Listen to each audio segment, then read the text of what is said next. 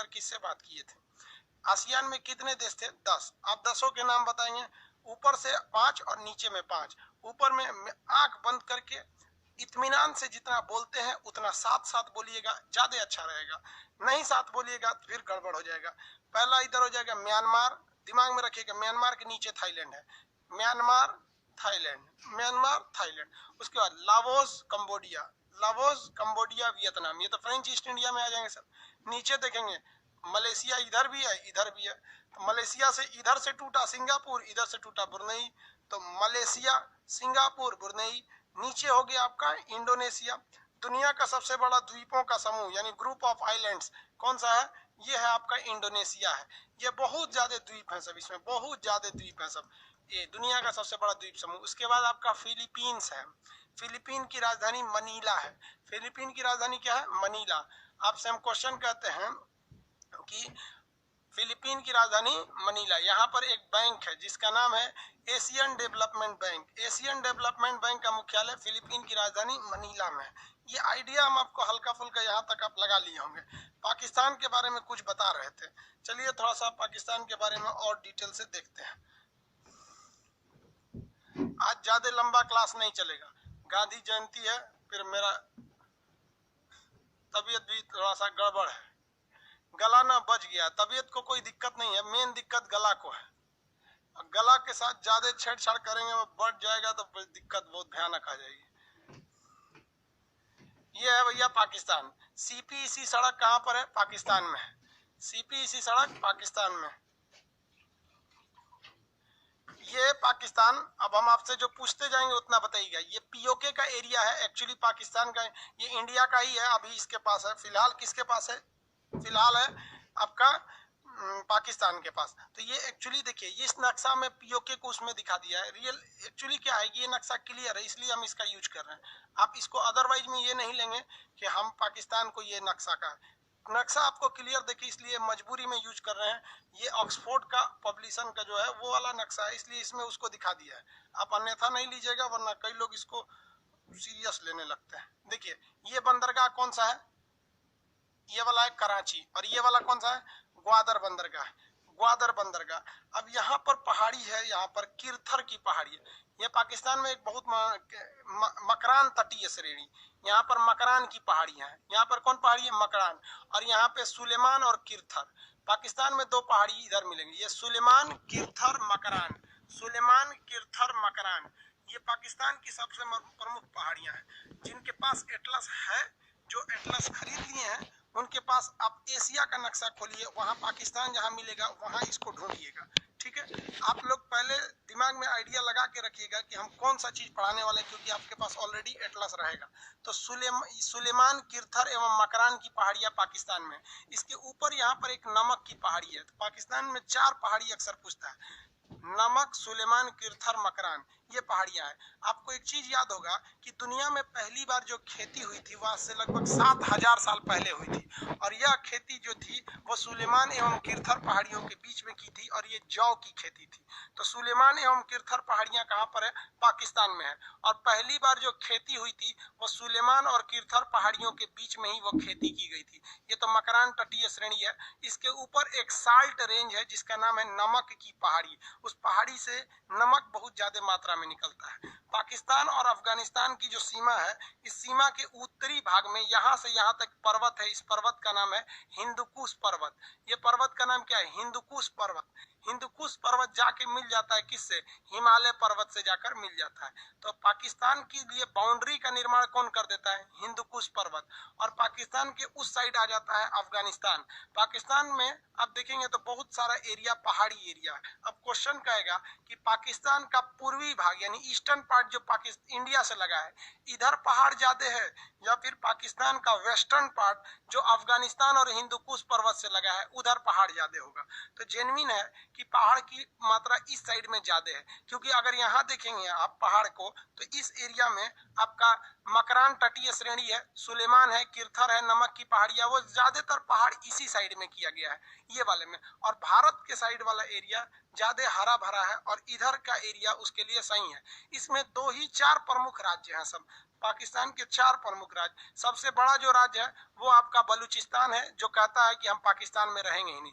Bloch सब अपने आप को कहते हैं कि हम पाकिस्तानी है ही नहीं है। वहाँ पाकिस्तानी सेना बहुत ज्यादा जुल्म करती है बलोच में। बलोच के लोग भारत से कहते हैं कि आप हमारी मदद कीजिए, तो पाकिस्तान ये बात किसी से नहीं कहेगा कि हम बलोचों पे जुल्म करते हैं।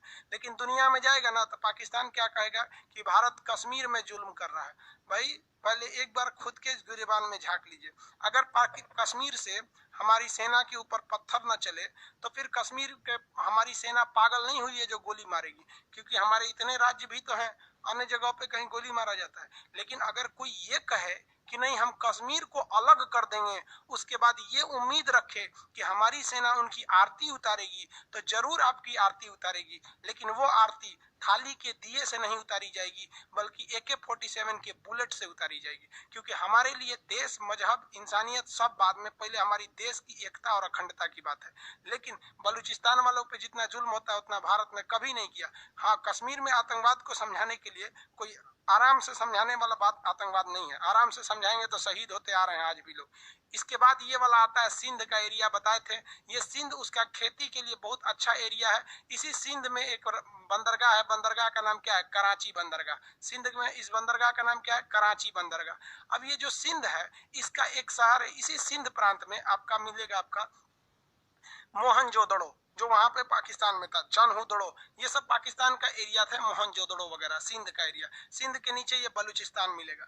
इसी सिंध प्रांत का रहने वाला एक जगह था नवाब शाह, जहाँ का रहने वाला था आसाराम बापू, वही जो बलात्कार कर दिया। तो आसाराम बापू बाद में आके यहाँ गुजरात में शिफ्ट हो गए, गुजरात और राजस्थान में चले आए, पाकिस्तान से आ गए। साले में लक्षण अभी भी वैसे ही है।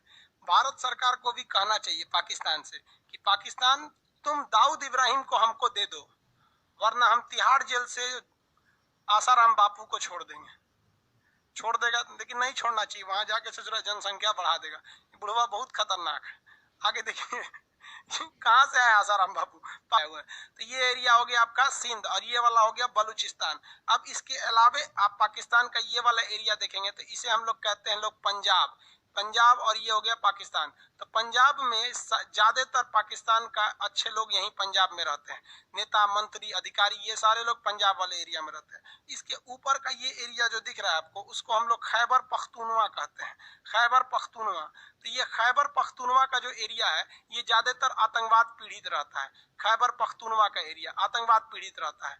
अब अभी पाकिस्तान ने एक नया संशोधन करके जम्मू कश्मीर का जो POK का एरिया था, ये पाकिस्तान देखिए ध्यान से, कश्मीर के लोगों को कहता था कि तुम अलग देश हो जाओ, हम तुम्हें अलग देश होने में मदद करेंगे, और खुद इसको अपना एक राज्य घोषित कर लिया। अभी भी वहां के लोगों को समझ में नहीं आ रहा है कि आपको अलग घोषित करने के लिए कहेगा और उसके बाद आपको क्या कह देगा कि भाई आप पाकिस्तान में मिल जाइए। हम कश्मीर के लोगों को ही कहते हैं आप अगर पाकिस्तान में मिलने जा रहे हैं ये सोचकर कि पाकिस्तान में मुसलमान ज्यादा हैं, तो भैया हिंदुस्तान में भी 20-22 करोड़ हैं सब, यहीं रहिए ना। क्या आपको यहाँ के मुसलमान नहीं लगते हैं? वहीं वाला बम फड़ुआ आपको मुसलमान लगता है सर? कहीं बम फोड़ देगा सर, लुंगी में बम डाल देगा, उधिया जाएंगे नीचे कहीं से गया।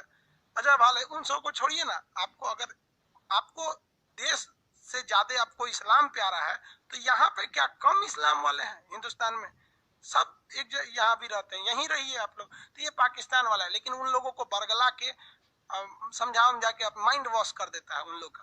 तो ये एरिया, इसके अलावे अगर आप देखेंगे तो पाकिस्तान का जो ऊपर वाला एरिया है ना, ये जो खैबर पख्तूनवा है, ये आतंकवाद से बहुत भयानक पीड़ित रहता है। आतंकवादी यहाँ हमला करके भाग जाते हैं सब अफगानिस्तान में, और अफगानिस्तान के आतंकवादी हमला करके भाग आते हैं सब पाकिस्तान के इस एरिया में। तो पाकिस्तान के पास ज्यादा कुछ है नहीं, चौपट हो गया बेचारा आतंकवाद को लेकर, और वहां के प्रधानमंत्री को चौपट कर दिया सब, वहां के मौलाना सब पाकिस्तान के प्रधानमंत्री को ले गया सब वहां पे।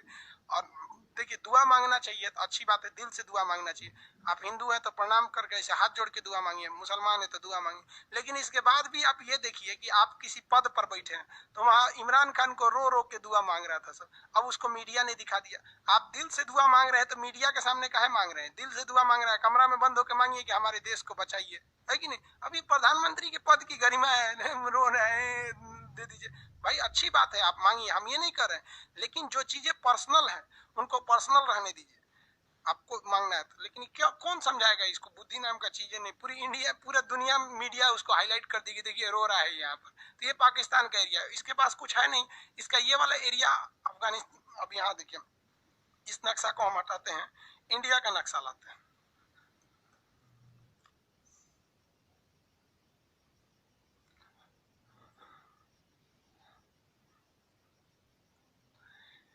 ये जम्मू कश्मीर है हमारा, यहाँ के एकदम सट के इसका इस्लामाबाद है, पाकिस्तान की राजधानी इस्लामाबाद एकदम सट के है। और यहाँ पंजाब जो हमारा है, उस पंजाब के पास पाकिस्तान का यहाँ लाहौर है। तो पाकिस्तान का 4-5 प्रमुख शहर याद नाम रखेंगे, वही आपसे पूछेगा। एक ये हो गया आपका लाहौर पूछ देगा, और ये हो गया आपका इस्लामाबाद। लाहौर और इस्लामाबाद, ये इस्लामाबाद इसकी राजधानी है और ये लाहौर है। और ऐसे ही नीचे के 2 शहर याद रखेंगे, ये बंदरगाह कराची हो जाएगा और इधर वाला बंदरगाह हो जाएगा आपका ग्वादर बंदरगाह, वहां पे कराची, ये हो गया लाहौर, ये हो गया आपका इस्लामाबाद। इस्लामाबाद के जस्ट ऊपर में आपको रावलपिंडी जिला है। अब आपके पास एटलस नहीं है तो हम आपको कैसे दिखाएंगे, इसलिए 2 दिन टाइम है आपके पास, सैटरडे संडे क्लास नहीं चलेगा। इस दौरान आप क्या करेंगे, एटलस हर हाल में खरीदेंगे, ताकि हम जहां बताएंगे वहां आप हाईलाइटर चलाएंगे। आप एक हाईलाइटर खरीद लेंगे सुग्गा कलर का, सुग्गा कलर मतलब समझते हैं, इस कलर का सुगा कलर का हाइलाइटर खरीद लेंगे, जो जगह बोलेंगे उसको ऐसे रंग दीजिएगा। तो यहाँ पे ऐसे कराची होगा, जो लोग खरीद लिए हैं उसको कराची के पास ऐसे रंग देंगे, ऐसे ग्वादर के पास, ये लाहौर है, ये इस्लामाबाद है, ये रावलपिंडी है। रावलपिंडी जिला की 2 विशेषता, एक तो यहाँ शुएब अख्तर रावलपिंडी से बहुत फेमस है, रावलपिंडी एक्सप्रेस, और यहीं पर आपका तक्षशिला है। दुनिया की पहली यूनिवर्सिटी तक्षशिला है, जबकि दुनिया की पहली यूनिवर्सिटी जिसने हॉस्टल दिया था वो नालंदा विश्वविद्यालय है। तो ये तक्षशिला है। ये कहेगा मौर्य काल में शिक्षा का सबसे बड़ा केंद्र क्या था, तो तक्षशिला। लेकिन गुप्त काल में शिक्षा का सबसे बड़ा केंद्र क्या कौन सा था आपका, ये नालंदा विश्वविद्यालय। और पाल वंश के काव्य में विक्रमशिला था। तो ये यहाँ पर तक्षशिला है। और इसी के पास है एबटाबाद, एक जगह है।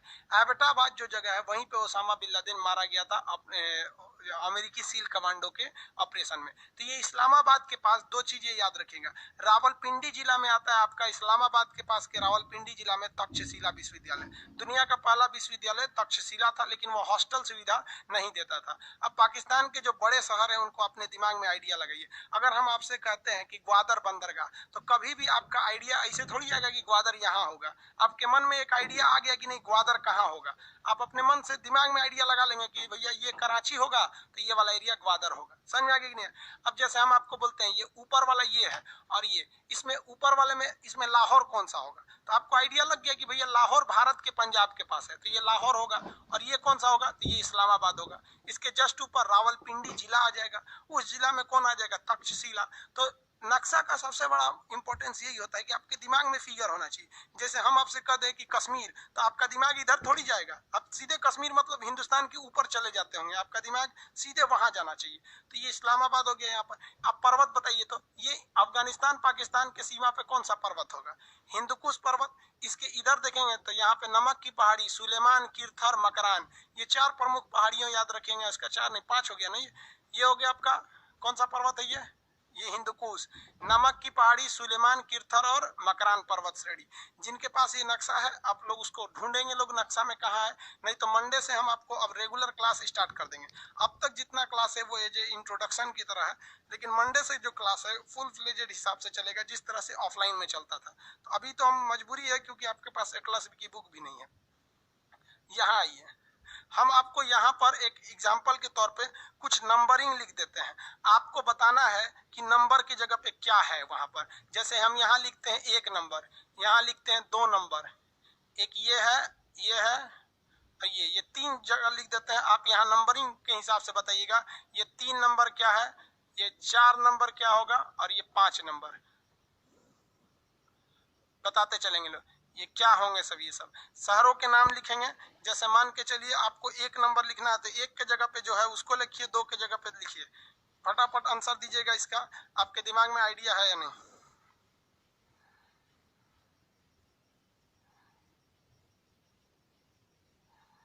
आंसर दीजिए। 1 नंबर ग्वादर सही है, 2 नंबर कराची, के भी लिख देंगे तो सही है, समझ जाएंगे हम। आप एक एक अक्षर भी लिख देंगे, हम समझ जाएंगे कि आप सही करना चाह रहे हैं। 3 बताइए, 3 नहीं दिख रहा है क्या आप लोग को? हल्का तो दिख ही रहा है, और नहीं कुछ खास नहीं दिख रहा है 3 नंबर।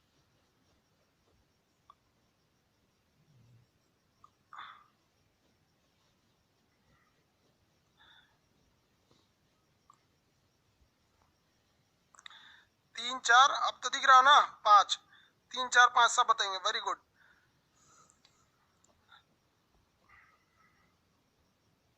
आगे बढ़े, कोई दिक्कत नहीं, बना लिए आप लोग।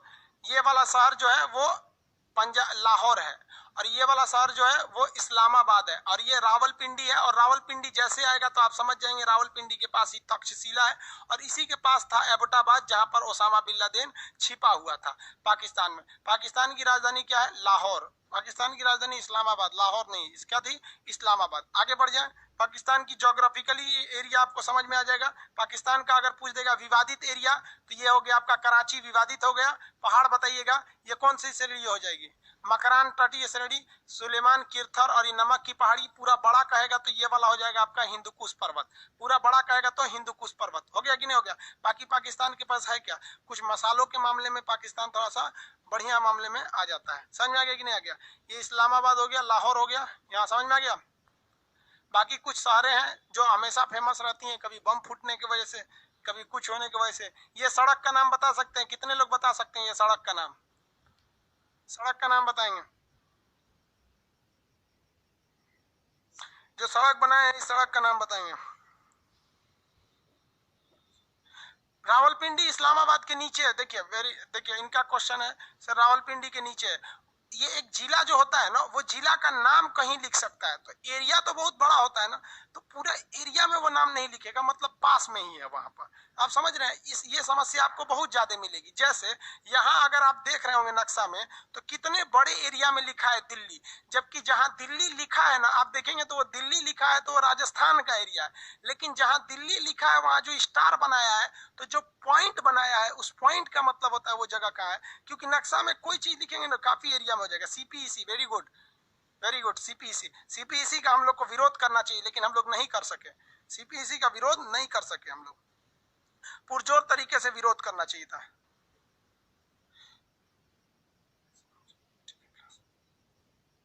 ये कौन कर रहा है? प्लीज सर मुझे पॉलिटी की क्लास में अलाउ करें। इसको क्या दिक्कत है? पॉलिटी की क्लास में क्या लिए इसको अलाउ करना है? देखिए तो इसको निकाला गया है क्या पॉलिटी की क्लास से, कि एडमिशन नहीं हो पा रहा है इसका?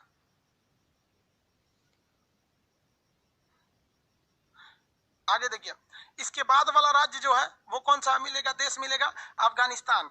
इस नक्शे में आपको पहले, अभी हम आपको बता रहे हैं, जितना नक्शा बता रहे हैं ना, ये केवल आपको वही है जैसे आप नर्सरी में ABCD पढ़े थे, जिसका कोई यूज नहीं है, लेकिन अगर पता नहीं रहेगा तो आगे फेल हो जाएंगे। तो आप ये मत समझिएगा नक्शा इतना ही है, अभी समझिए जितना आपके लिए ABCD था ये उतनी ही वैल्यू है। बस हम आपको ये दिखाना चाह रहे हैं कि नक्शा जब, जैसे हम आपसे कहेंगे श्रीलंका, तो कभी भी आपका दुनिया में दिमाग इधर जाएगा श्रीलंका के लिए, तुरंत आपको श्रीलंका बोलेंगे तो हिंदुस्तान के नीचे दिमाग में आएगा। कहेंगे मालदीव, तो तुरंत इधर आना चाहिए। हम कहेंगे म्यांमार, तो क्या इधर खोजेंगे म्यांमार? तुरंत म्यांमार के दिमाग में इधर आना चाहिए। तो मालदीव बता दें, ये हो गया मालदीव, ये हो गया श्रीलंका। मालदीव श्रीलंका हो गया, ये पाकिस्तान। अब थोड़ा सा अफगानिस्तान को देखते हैं। अफगानिस्तान हमारा भारत का अफगानिस्तान से बहुत अच्छा संबंध है। क्यों? दो चार रीजन समझा देते हैं। ये अफगानिस्तान, अफगानिस्तान दुनिया का एक ऐसा, मतलब एक लैंडलॉक कंट्री है। अफगानिस्तान कैसा है? लैंडलॉक कंट्री है। लैंडलॉक को हिंदी में कहा जाता है भूबद्ध देश।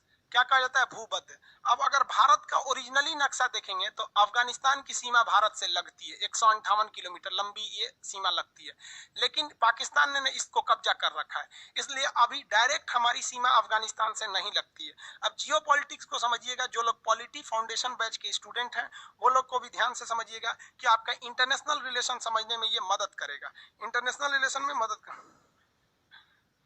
रविंद्र कुमार, आप पॉलिटी का क्लास नहीं देख पा रहे हैं तो आप अपने एप्लीकेशन में कोई गड़बड़ी होगा या परचेज नहीं कर पाएंगे।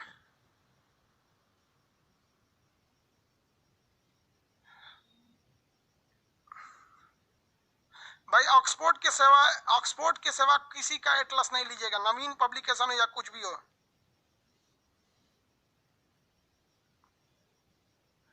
दरोगा बैच का नामांकन नहीं हो रहा, एडमिशन क्लोज हो गया, सर्वर भर गया है। आप ये जो फ्रंट एंड का सर्वर मैक्सिमम कैपेसिटी पे जा रहा है, फ्रंट एंड वाले को 7000 से ज्यादा नहीं देने दीजिएगा, बाकी को AWS पे या फिर बैक एंड पे भेजिएगा, वरना ये भी चला जाएगा। जिसका भर गया वो नहीं हो पाएगा। अब यहाँ कंटिन्यू समझिए, ये अफगानिस्तान जो है ये हमारी सीमा लगती थी लेकिन अभी नहीं लगती है, फ्यूचर में फिर लगने लगेगी जब हम पीओके को लेकर वापस आ जाएंगे तब। अब अफगानिस्तान में एक बात समझिए, चाणक्य जो थे उन्होंने कहा था कि हमारा जो दुश्मन होता है ना, हमारा दुश्मन, और अगर इसका भी कोई दुश्मन है तो यानी हमारे दुश्मन का दुश्मन ऑटोमेटिक हमारा दोस्त हो जाता है। मतलब समझे, हमारे दुश्मन का दुश्मन क्या हो जाएगा, हमारा दोस्त हो जाएगा। क्यों? क्योंकि हम दोनों मिलके इसको कूच देंगे लोग, यही अच्छा है। याद रखिएगा, हमारे दुश्मन का दुश्मन हमारा दोस्त, ये चाणक्य नीति कहता है। इसीलिए मनमोहन सिंह हो चाहे मोदी जी हो, दोनों लोग मिलकर अफगानिस्तान को अपने फेवर में लेना चाहते हैं, क्योंकि अगर अफगानिस्तान से आतंकवाद कमजोर हो जाएगा तो अफगानिस्तान के लिए अच्छा होगा। इसलिए भारत अफगानिस्तान में बिजली बनाने के लिए अपनी खर्चा से वहां एक बांध बना रहा है, जो यूपीएससी में क्वेश्चन पूछा था, सलमा बांध। कौन सा बांध बना रहा है? सलमा बांध बना रहा है अफगानिस्तान में अपने खर्चा से।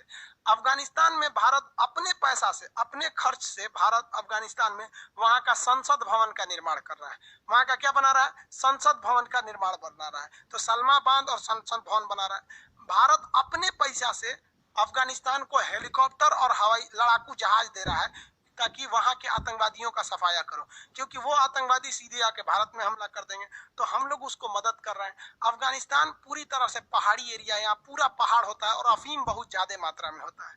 अफीम की यहाँ बहुत ज्यादा मात्रा होती है। तो यहाँ भारत कैसे कनेक्टिविटी पहुंचाएगा? हवाई जहाज से तो ले जा सकते हैं, लेकिन हवाई जहाज का किराया इतना महंगा होता है कि सामान ढोइएगा हवाई जहाज से तो बिक जाइएगा आप, ज्यादा सामान नहीं ले जा सकते हैं। इसलिए भारत ने दिमाग लगाया, यहाँ से चाबहार बंदरगाह बनाया और यहाँ जेदान तक एक ट्रेन बिछाने का प्रोजेक्ट था। आप पता होंगे आपको कि इसमें बहुत सारा लेट होने लगा।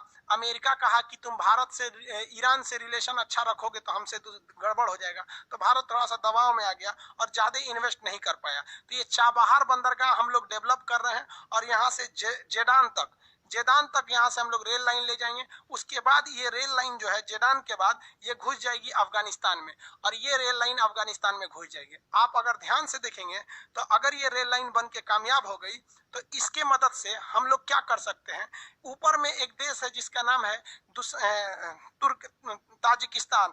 उस ताजिकिस्तान में हम लोगों ने अपना सेना का अड्डा ले रखा है दुशांबे में। जब वो देश पढ़ाएंगे तब बताएंगे। तो यहाँ से हम कनेक्टिविटी यहाँ ले जा सकते हैं। तो आपको कुछ दिखाई दे रहा है, आप अगर समझदार हैं, कोई जियो पॉलिटिक्स में आपकी रुचि है, तो आप अपने अंदर से आइडिया लगाइए कि ये जो सीपीईसी सड़क जा रही है, क्या हम लोग इसका जवाब नहीं ढूंढ रहे हैं सीपीएससी का?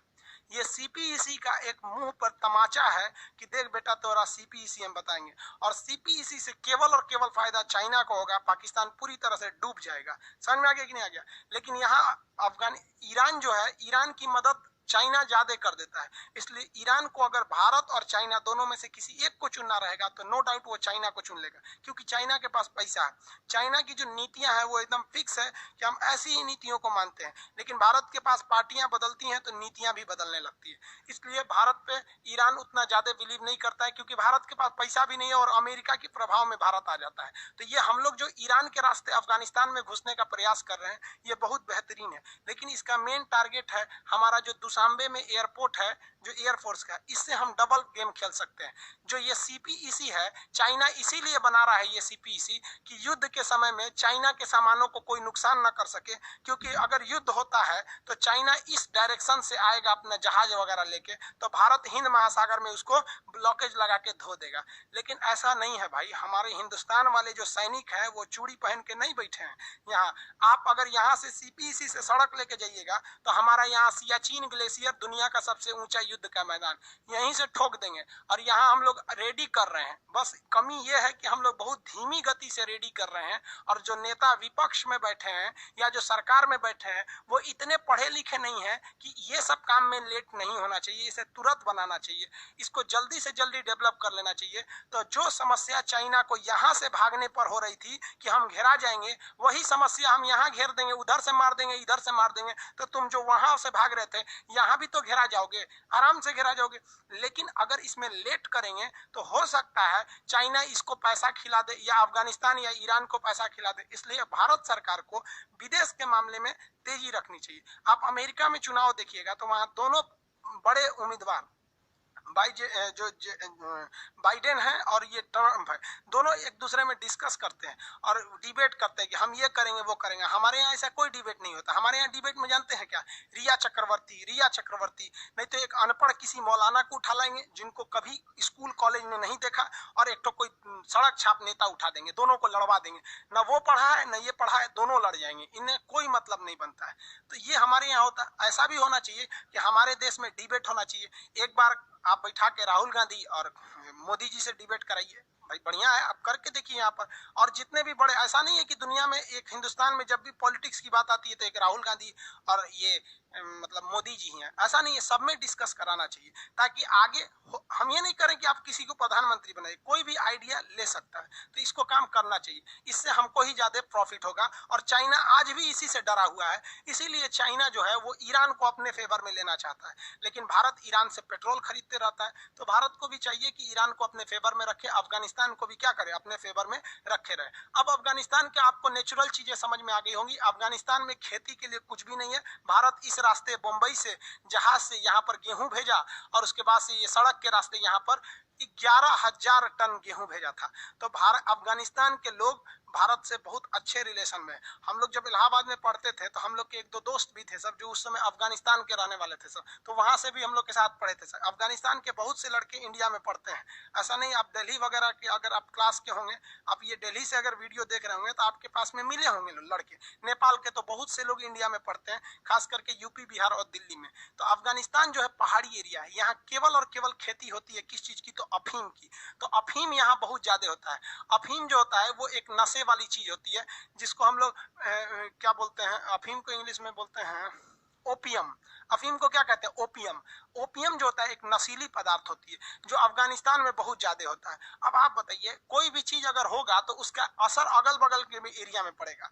जैसे अगर यूपी बिहार में गेहूं होता है तो ऐसा थोड़ी है कि मध्य प्रदेश में नहीं होगा, अगल बगल में भी होता है। तो कुछ अफीम पाकिस्तान में भी होता है, कुछ अफीम ईरान में भी होता है। तो ये तीन देश जो है ना, ये अफीम के उत्पादन के लिए, ओपियम के लिए बहुत फेमस है। और अफीम की दो चीजें होती हैं। अफीम का यूज सेना भी करती है, क्योंकि जब सेना को गोली लग जाती है ना, तो अफीम से ही बनाया गया मार्फिन जो दवा होती है वो खा लिया जाता है, तो आपको गोली का दर्द नहीं होगा। तो सेना को भी जरूरत है, डॉक्टर को भी जरूरत होती है। जब बेहोश करेगा या दर्द होगा, गोली वगैरह निकालता है, तो वहां पे भी अफीम की जरूरत है, दवा बनाने में भी। और जो नशेड़ी होते हैं लोग, आजकल तो फिल्म इंडस्ट्री जो अफीम पे घुस गया, अफीम पी के टुल रही है यहाँ पर, तो उनकी जरूरत है। तो अफीम भले ही इलीगल चीजें हैं, लेकिन इलीगल चीजों का इंटरनेशनल मार्केट में वैल्यू ज्यादा होता है। तो इसलिए पाकिस्तान को, अफगानिस्तान को और ईरान को, ये तीनों जो तीन देश लगातार ये तीन देश देख रहे हैं, इन तीन देशों को हम लोग गोल्डन ट्रायंगल कहते हैं। क्या कहते हैं, गोल्डन ट्रायंगल, स्वर्णिम त्रिभुज के नाम से जानते हैं, गोल्डन ट्रायंगल। ये तीन ऐसे देश हैं जिनके पास दुनिया का सबसे ज्यादा अफीम है, ये अफीम की मात्रा में ज्यादा रखते हैं। इसलिए अफगानिस्तान में अफीम का उत्पादन ज्यादा हो जाता है। इन तीनों गोल्डन ट्रायंगल में सबसे ज्यादा अगर ओपियम यानी अफीम कोई बनाता है तो अफगानिस्तान बनाता है। अब यहाँ ध्यान से देखिएगा, अफगानिस्तान के ऊपर के जितने देश हैं, कजाकिस्तान, किर्गिस्तान, ताजिकिस्तान, तुर्कमेनिस्तान, ये जितने देश हैं ये पहले रूस का हिस्सा थे, सब सोवियत संघ का हिस्सा थे सब। ये रूस की बाउंड्री यहाँ तक थी। रूस ने सोचा कि हम पाकिस्तान को, उस समय शीत युद्ध चल रहा था, हम आपको कल के क्लास में शीत युद्ध बताए थे कि अमेरिका चाहता था पूरी दुनिया में हम बढ़ जाए और रूस चाहता था हम बढ़ जाए। इसी बीच अमेरिका ने पाकिस्तान, पीओके का जो एरिया है जो हम लोगों से वो छीना है, उस एरिया में अमेरिका ने अपना सेना का एक अड्डा ले लिया जो गिलगिट नाम था। ये जब हम कश्मीर पढ़ाएंगे तब बताएंगे, गिलगिट। तो रूस ने कहा कि तुमने गिलगिट ले लिया है, तो रूस इस गिलगिट के जवाब को देने के लिए अफगानिस्तान पर हमला कर दिया। तो क्वेश्चन आएगा, अफगानिस्तान पर हमला सबसे पहले किसने किया, तो रूस ने किया था हमला। किस लिए, क्योंकि रूस पाकिस्तान को घेरना चाहता था। अगर पाकिस्तान को घेर लेता तो वो अमेरिका के इस जो अड्डा लिया हुआ है यहाँ पर, उसका जवाब दे सकता था। लेकिन अमेरिका ने एक बहुत ही खतरनाक कांड कर दिया, क्योंकि शीत युद्ध था, कोल्ड वार में अमेरिका ने डायरेक्ट रूस पर हमला नहीं किया और ना ही रूस ने डायरेक्ट अमेरिका पर हमला किया। देखिए ना, रूस तो अफगानिस्तान पर हमला किया है, लेकिन क्यों किया है, अमेरिका को घेरने के लिए। इसलिए अमेरिका साउथ अफ्रीका से एक बहुत बड़े साइंटिस्ट को उठा के लाया, और वो साइंटिस्ट एक बहुत बड़े अमीर घर का था, लेकिन उसके भाषा में बहुत दम था, उसके नेतृत्व में इतनी क्षमता थी कि वो जो साइंटिस्ट था वो क्या किया, यहाँ अफगानिस्तान के युवाओं को देश प्रेम सिखा दिया कि हमारा देश है रूस, हम यहाँ से, हमारा देश है अफगानिस्तान, हम यहाँ से रूस को मार के भगाएंगे। लेकिन हथियार कहाँ से चाहिए? तो अमेरिका ने कहा हथियार का टेंशन मत लो, हम सारा हथियार तुमको देंगे। अमेरिका ने सारा हथियार दिया और उसी एक साइंटिस्ट के नेतृत्व में उठा के दुनिया का सबसे बड़ा रूस को वो उसने अकेले लड़के भगा दिया। जबकि पैसा उस साइंटिस्ट को किसने दिया? अमेरिका ने। जबकि हथियार उस साइंटिस्ट को किसने दिया? अमेरिका। जासूसी किसने सिखाया? अमेरिका। जितने चीजों की जरूरत थी वो किसने दिया? अमेरिका ने। क्यों? क्योंकि रूस को भगाया जा सके। और वो अकेला साइंटिस्ट अफगानिस्तान के लोगों को जुटाकर और युद्ध नागरिकों को सैनिक बना के भगा दिया। उस साइंटिस्ट का नाम जानते क्या था? Osama bin Laden. समझ में आ गया? जब तक ओसामा बिन लादेन अमेरिका के लिए काम कर रहा था वो देश प्रेमी था, और जैसे उसने अमेरिका को ठोक दिया आतंकवादी हो गया। वाह रे भाई वाह, ये है शीत युद्ध। दुनिया में एक भी अगर खून बह रहा है ना द्वितीय विश्व युद्ध के बाद, तो उसके पीछे कहीं ना कहीं कारण ये कोल्ड वॉर यानी शीत युद्ध है। आपको पढ़ाया नहीं जाता है इस हिसाब से, इसलिए आपको लगने लगता है। आप ओसामा बिन लादेन को हथियार क्यों दिए? ओसामा बिन लादेन के पास हथियार कहां से आया? टेक्नोलॉजी कहां से आई? अमेरिका तक जाने का रास्ता क्यों आया? उसको CIA का ट्रेनिंग किसने दिया? उसको पैसा किसने दिया? सारा काम तो आपने किया। जब आपके इशारे पे वो रूस को मार रहा था तो फिर आपको मार दिया तो आप बुरा मान गए। हद है भैया। ये बात हम YouTube पे बोल देंगे तो YouTube अमेरिका की कंपनी है, वो हमरे को कहेगी खान साहब तू ढेर पढ़ाओ रहो लड़कन के, ढेर तू अपने पढ़ाओ यहाँ पे, इसलिए मजबूरी है। तो जो लोग यहाँ करते हैं लोग ना एप्लीकेशन के क्लास को इसीलिए कहते हैं YouTube पे देख लिए तो फिर हम एक्शन ले लेते हैं, क्योंकि फिर हमारे ऊपर भी एक्शन हो सकता है। हर चीजें आपको खुलकर नहीं बताना चाहिए यहाँ पर, लेकिन क्लास है तो हम तो बताएंगे, इसीलिए ना ये एप्लीकेशन है। तो ये समझ में आ रहा है कि नहीं आ रहा है? आतंकवादी आप खुद बताओ। हम मानते हैं कि ओसामा बिन लादेन ने गलत किया और 110% हम इस बात को स्वीकार करते हैं कि उसे कोई अधिकार नहीं है कि 9/11 26/11 के हमले में किसी मासूमों को जान ले। लेकिन हम ये अमेरिका से पूछना चाहते हैं कि ये अधिकार आपको किसने दिया कि आप किसी को लाइए, हथियार दीजिए, पैसा दीजिए, मारिए? वो सैनिक थोड़ी था यहाँ पे, आप अपने लिए उसको इस्तेमाल किए। जिस तरह भारत ने LTT का इस्तेमाल किया, चाइना ने माओवादियों का इस्तेमाल किया, ओसामा बिन लादेन ने किसका इस्तेमाल किया? और अमेरिका ने ओसामा बिन लादेन का। तो जो इस्तेमाल कर रहा है वो देश कहलाएगा और जो पीस रहा है वो आगे जाके आतंकवादी कहलाएगा। भारत की ओर से लड़े थे LTTE के लोग, चाइना की ओर से लड़े थे माओवादी लोग, और अमेरिका की ओर से लड़े थे ओसामा बिन लादेन। आप बताइए, ये सारे के सारे लोग लड़े थे किसी के कहने पर, लेकिन ये सारे के सारे लोग घोषित हो गए आतंकवादी। क्या इन्हें जन्म देने वाले को आप कुछ नहीं कहेंगे? कोई बात नहीं, आप समझदार हैं। हाँ? अफगानिस्तान समझ में आ रहा है? किसी को कोई दिक्कत नहीं। अफगानिस्तान से ओसामा बिन लादेन ने किसको भगा दिया? रूस को। लेकिन यही ओसामा बिन लादेन जो था वो अमेरिका से बदला लेना चाहता था, क्योंकि अमेरिका ने भी एक देश पर हमला किया था। यहाँ ये तो बैटरी खत्म हो गया।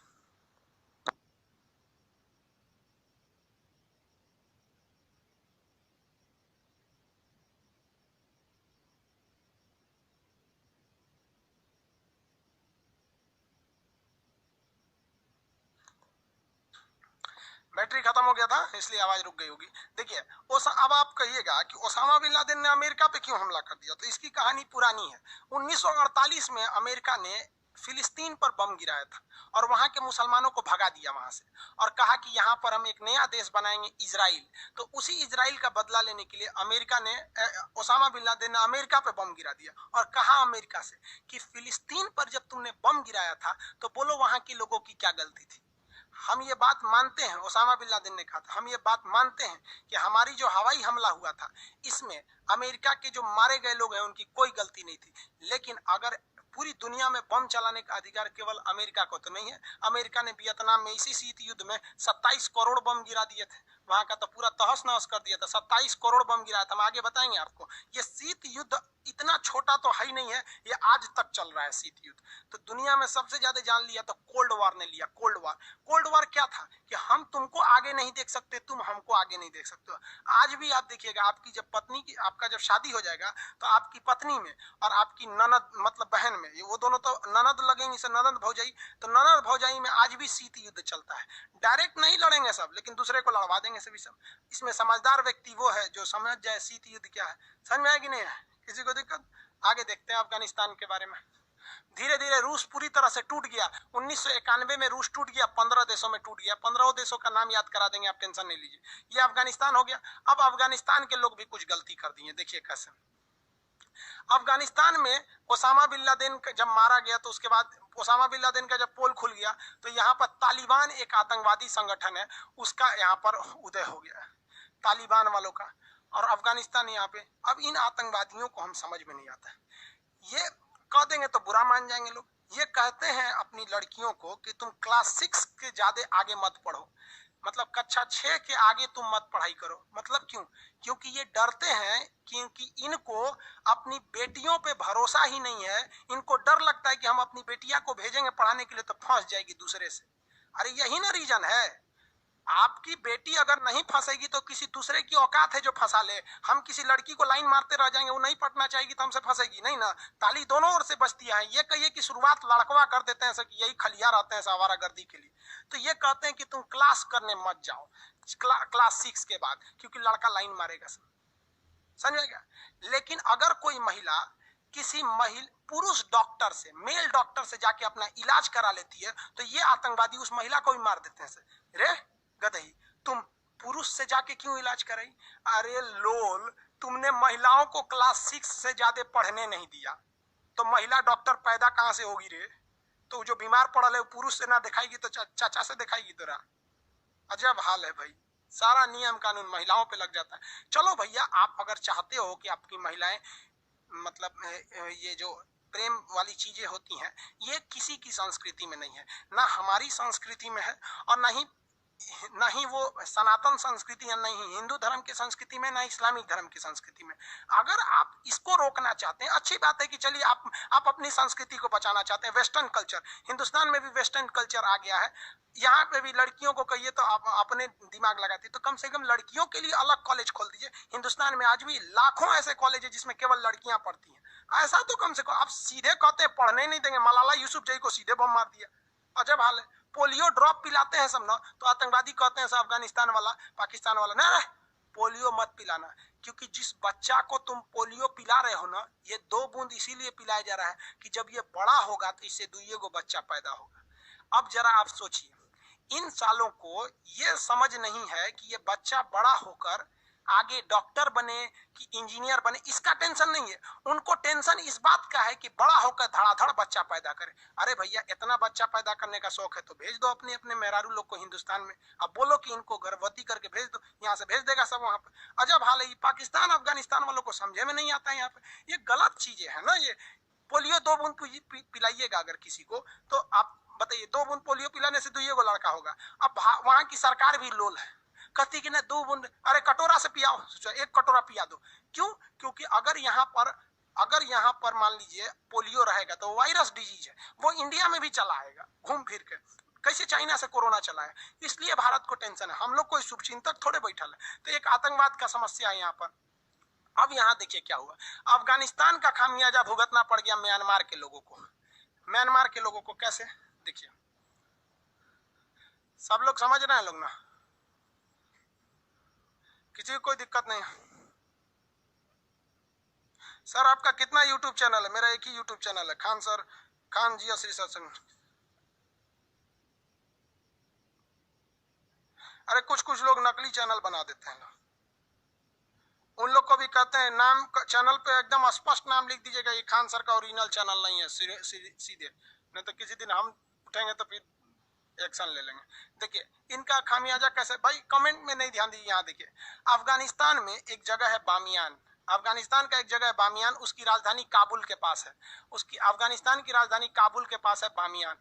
इस बामियान में महात्मा बुद्ध की दुनिया की सबसे ऊंची मूर्ति थी। वो एक पहाड़ को काटकर बनाया गया था मूर्ति बामियान में। वो बहुत ही बड़ी मूर्ति थी बामियान की। आपको अगर वो दिखाएंगे मूर्ति तो देखिएगा, बामियान की जो मूर्ति थी उसको मार के गिरा दिया अफगानिस्तान वालों ने। अब देखिए इतनी बड़ी मूर्ति थी जो, इसको बम से मार दिया।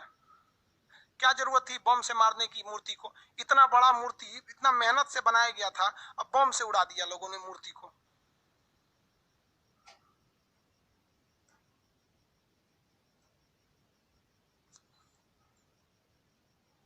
ये देखिए महात्मा बुद्ध की ये मूर्ति है।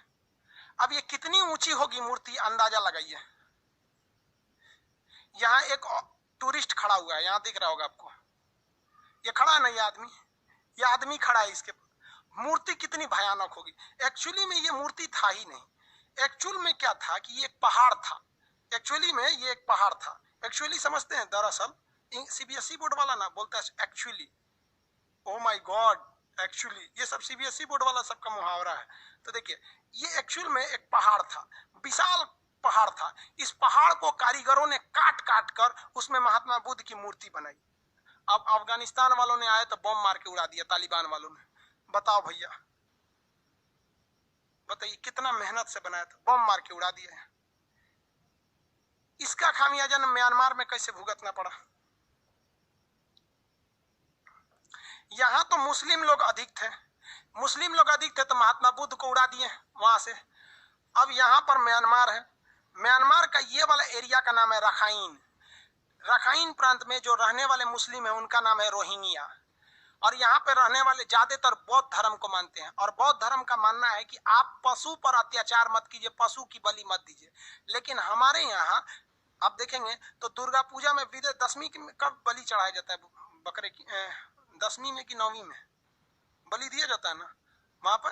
तो वहां पर तो भारत में भी बलि चढ़ाने की परंपरा है। लेकिन यहाँ पे भारत में अगर देखेंगे तो हिंदू धर्म में भी बलि चढ़ाने की परंपरा है कुछ खास समय में, जैसे दुर्गा पूजा। लेकिन अगर मुसलमान धर्म में देखेंगे तो इस्लाम धर्म में बकरीद में तो बहुत ज्यादा कुर्बानी दिया जाता है, तो वो भी एक परंपरा है। तो हिंदुस्तान में कुर्बानी को लोग उतना सीरियसली नहीं लेते हैं, क्योंकि यहाँ मुसलमान और हिंदू यही दो धर्म की अधिकता है। तो हिंदू धर्म में भी बलि की परंपरा है तो वो भी नॉर्मल लेते हैं इसको। और मुसलमान में तो भाई बकरीद त्योहार है उसका, तो वो भी नॉर्मल लेते हैं। लेकिन जहाँ बौद्ध धर्म की अधिकता है, यानी कहाँ पर, म्यांमार में, यहाँ पे तो बौद्ध धर्म महात्मा बुद्ध कहिए के गए थे कि आप अत्याचार मत कीजिए। तो ये इस लोगों से कहते थे कि तुम बकरीद में कुर्बानी मत दो, तो ये लोग देते थे लोग। तो इसने कह दिया यहाँ की सरकार ने कि आपको बकरीद में कुर्बानी देना है तो घर के अंदर दीजिए, बाहर सामूहिक रूप से मत दीजिए। तो ये लोग मानिए नहीं रहते।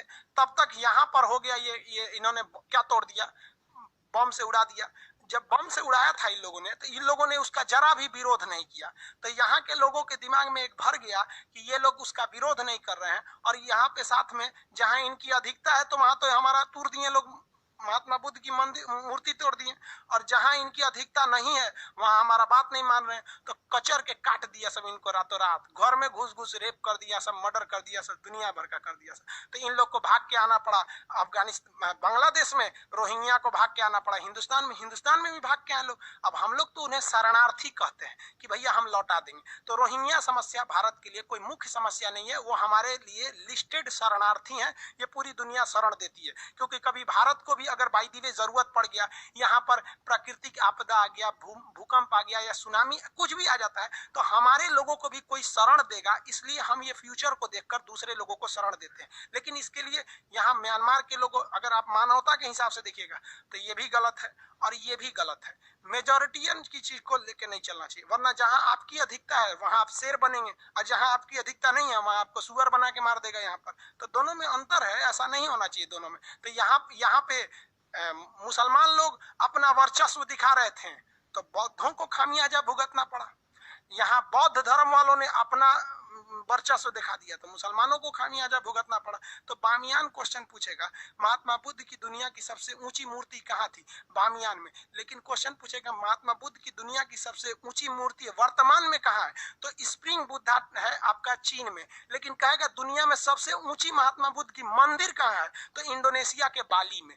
देखिए मूर्ति थी अफगानिस्तान में, मूर्ति है चीन में, मंदिर ऊंचा तो बाली में, इंडोनेशिया के बाली में महात्मा बुद्ध की। हालांकि महात्मा बुद्ध हिंदुस्तान से आए, यहाँ पे तो आपको पढ़ाई भी की है। महात्मा बुद्ध लुम्बिनी के थे, बिहार में ज्ञान मिला, यूपी में आके उपदेश दिए, यहाँ से चल गए। हालांकि हिंदुस्तान में बौद्ध धर्म की उतने ज्यादा लोग नहीं है। आप में से बहुत लोग बौद्ध धर्म को फॉलो करते होंगे, समझ में आ गया कि नहीं। तो मेरा कहने का सेंस क्या है कि अगर आप कहीं पे गेहूं बोएंगे तो उसमें लड्डू नहीं फलने वाला है, गेहूं फलेगा। अगर आप जहर बोएंगे तो जहरे फैलेगा। तो सबको मिल बांट के रहना चाहिए। आप यहाँ पर अगर उस महात्मा बुद्ध की जो मूर्ति थी आज अफगानिस्तान की अर्थव्यवस्था कितनी चौपट हो गई। अगर उस मूर्ति को अच्छा से सजा देता और 100-100 रुपया टिकट देता ना कि 100 रुपया में आके देखो, तो चाइना वाले जाते उस मूर्ति को देखने, भारत के बौद्ध लोग जाते, लोग म्यांमार वाले जाते, जापान वाले, ये सब बौद्ध वाले हैं सब, थाईलैंड वाले, ये सब जाते सब, और अफगानिस्तान बहुत ज्यादा पैसे से अमीर हो जाता है। और आपको विश्वास नहीं है ना, तो आप एक बार बिहार आइएगा और बिहार में बोध गया जाइएगा। बोध गया में लोग जिंदा रहते हैं ना, तो उन्हीं टूरिस्टों के खाने के बदौलत बहुत फायदा होता है। आप गोरखपुर के कुशीनगर आइएगा, जब बौद्धों का मेला लगता है, बहुत सारी इनकम होती है, तो आप इस तरह से भी कमा सकते थे। और बम मार दिए तो केवल गाली सुने, इससे ज्यादा तो कुछ नहीं हुआ, क्योंकि एक सभ्य समाज की ये परंपरा नहीं होती है। तो ये अफगानिस्तान में भी एक समस्या थी, जिसे लेकर अफगानिस्तान झेल रहा है, जिस वजह से हमारी सारी नीतियां वहां सक्सेस नहीं होती है। अफगानिस्तान के पब्लिक हम हिंदुस्तानियों को पसंद करते हैं, अफगानिस्तान की गवर्नमेंट हम हिंदुस्तानियों को पसंद करती है, लेकिन जो वहाँ उग्रवादी संगठन है, उन लोग के आंख में हम लोग खटकते हैं। हमारा बस चलता, हमारा कब्रे उठा के मार देगा सब। इसलिए कहते हैं कि यूट्यूब पे इस सब चीज को यूट्यूब पे नहीं बता सकता आदमी खुल के, क्योंकि नॉर्म्स होते हैं उसके। आप समझ रहे होंगे इस अफगानिस्तान वाला इशू को, समझ में आ गया कि नहीं आ गया? किसी को कोई दिक्कत है? अफगानिस्तान समझ में आ रहा है? प्रवीण कुमार शर्मा जी, सर आप गजब पढ़ाते हैं। अरे भाई अभी तो शुरुआत हुआ है, अभी अब जाने का। सर रोड खत्म, सर सीपीएससी रोड खत्म हो सकता है क्या? खत्म कैसे हो सकता है? मार के गिरा दीजिए, और कैसे खत्म होगा? सिंपल सा रास्ता है, सीपीएससी को खत्म करना। इनका भी कहना है सर सीपीएससी बन गया, चलिए कोई बात नहीं, अब खत्म कैसे होगा? तो खत्म भी हो सकता है। देखो भैया, ये हमारा कश्मीर है, ठीक है, ये पीओके ले गया है, हम अपना पीओके वापस ले आएंगे तो ये यहीं खत्म हो गया, ये यहाँ पे आके रह जाएगा, यहाँ आ जाएगा, खत्म हो जाएगा बाबू, कुछ दिक्कत नहीं है, आप टेंशन नहीं लीजिए। बकरे की अम्मा कब तक खैर मनाएंगे? एक ना एक दिन तो उसको कटना ही है, एक ना एक दिन हम लेके आएंगे उसको, पीओके को हम लोग लेकर आएंगे। समझ में आ गया कि नहीं आ गया? आप लोग आगे बढ़िए बाबू, हम लोग क्या कर सकते? आप आगे बढ़िए, पढ़िए लिखिए, बड़े बड़े अधिकारी बनिए, वहां जाके संभालिए। हम लोग तो अपनी जिंदगी का जी चुके, अब हमारी क्या कर सकते हैं? आपकी सेवा कर सकते, आप इस देश के नए सितारे हैं उभरते हुए, आप बढ़िए।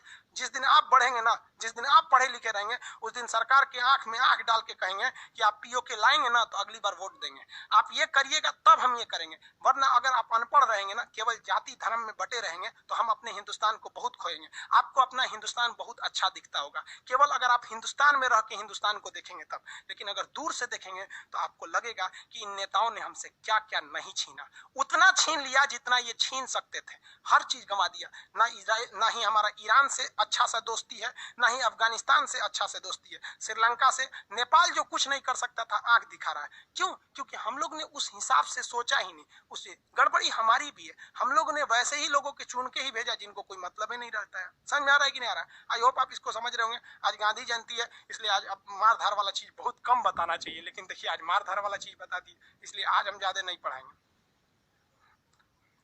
समय भी हो गया सर। हिस्ट्री वगैरह सारी चीजों को पढ़ाएंगे, आप टेंशन नहीं लीजिए बाबू। 9th एडिशन में इतना डिटेल नहीं दिया है, डिटेल थोड़ी दे देगा वो तो, सर का नाम लिख देगा, और क्या डिटेल थोड़ी देने वाला है। चलिए आप लोग इसको समझेंगे, लोग बुक्स वगैरह लेंगे, लोग एटलस वगैरह ऑक्सफोर्ड का ले लेंगे, जो आपको अच्छा लगेगा आप ले लीजिएगा, हमने से कोई जबरदस्ती नहीं है। हम यहाँ बताएंगे, आप पाकिस्तान का उसमें नक्शा खोले। सर आपका मेरा फर्स्ट क्लास था, कोई बात नहीं, आपका फर्स्ट क्लास है। आप इस प्रीवियस क्लास में देखिए, जब हम लाइव आएंगे तभी लाइव वाला सेक्शन खुलेगा, लाइव नहीं रहेंगे तो नीचे आपका प्रीवियस क्लास करके खुल जाएगा, आप उसको पढ़ लीजिएगा। मेरी तबीयत ठीक नहीं है, थोड़ा गला बच गया है, इस वजह से ज्यादा नहीं चिल्लाएंगे। आप तेलंगाना से हैं सर, इंग्लिश यूज किया करिए ज्यादातर। भाई हम इंग्लिश ज्यादा यूज करेंगे ना तो एक्चुअली ज्यादातर लड़के जो हैं सब वो हिंदी मीडियम के, फिर उनका बाउंस करने लगेगा। कौन कहता है म्यांमार से? बेवकूफ, झूठ बोलता है तुम। इंडिया के बाहर मेरा ओटीपी ही नहीं जा सकता है, क्योंकि इंडिया के बाहर ओटीपी भेजने के लिए हम अलाउ ही नहीं किए। बोलता है म्यांमार से, अरे बकलोन।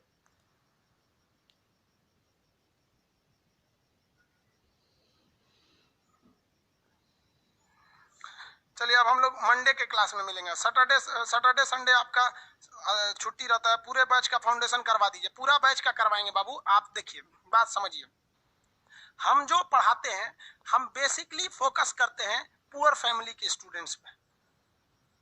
या फिर मिडिल फैमिली को। इसी को ध्यान में रखते हुए हमारा जो एप्लीकेशन है वो आईफोन में खुलता ही नहीं, मीडियम फैमिली को ध्यान में रखते हुए। अब ये लोग से एक बार में ये फीस ही नहीं दे पाते, इसलिए आपको भी पता नहीं चलेगा। आप 200 दे के कोई एक सब्जेक्ट पढ़ लीजिए, 199 दे के पढ़ लीजिए। मैप का एडमिशन शुरुआत में कितने में हुआ था? 150 में हुआ था। दरोगा बैच का कितने में हुआ था? 11 रुपये में हुआ था। पॉलिटी का कितने में हुआ था? 11 रुपये में हुआ था। कोई भी इंफॉर्मेशन हम आप ही को पहले देते हैं। आपको पता है एप्लीकेशन जो मानचित्र का बैच है वो लगभग भर चुका है। नया सर्वर अभी लिए हैं जिसको हम 3 लाख तक लेके गए हैं। अब हम आज जाएंगे यूट्यूब पर बोलेंगे कि जिनको एटलस में एडमिशन लेना है एडमिशन ले लीजिए। सोचिए हम एटलस यहाँ पे बता, अब वो आएंगे तो 4 क्लास पीछे का देख लेंगे। समझ में आ रहा है कि हमेशा हम आप लोग को पहले प्रायोरिटी देते हैं, लेकिन तबीयत ठीक नहीं इस वजह से हम ज्यादा क्लास नहीं ले पा रहे हैं। फ्रंट इन भर गया। अब आप लोग भाई वेट करिए, अब ज्यादा नहीं हो पाएगा, फ्रंट इन सर्वर पर लोड ज्यादा हो गया। अब अगला क्लास हम लोग कब मिलेंगे? लोग मंडे के क्लास में मिलेंगे। आई होप आप समझ रहे होंगे। दिमाग में आइडिया लगाइएगा, जो पढ़ा रहे हैं अपने दोस्त यार मोहल्ले में बताइएगा, क्योंकि सबको सौभाग्य नहीं होता है पढ़ने का। जो अनपढ़ भी हो गए ना, जो बूढ़े हो गए हैं 60 साल 70 साल, उनको भी बताइए ताकि वो अपने बच्चों को जिनको गोदी में खिलाते हैं दादा वो भी उनको सिखा सके कि देखो अफगानिस्तान ये था ये था। क्योंकि हमारे अकेले पढ़ने से कुछ नहीं हो सकता। आप पढ़िए, आप जिनको सेवा करना चाहते हैं उनको करिए। कोई जरूरी नहीं है कि जिनको नौकरी लेना है बस वही पढ़े। समझ में आ रहा है कि नहीं? मैं नेक्स्ट क्लास में मिलेंगे। आप सब लोग को जय हिंद।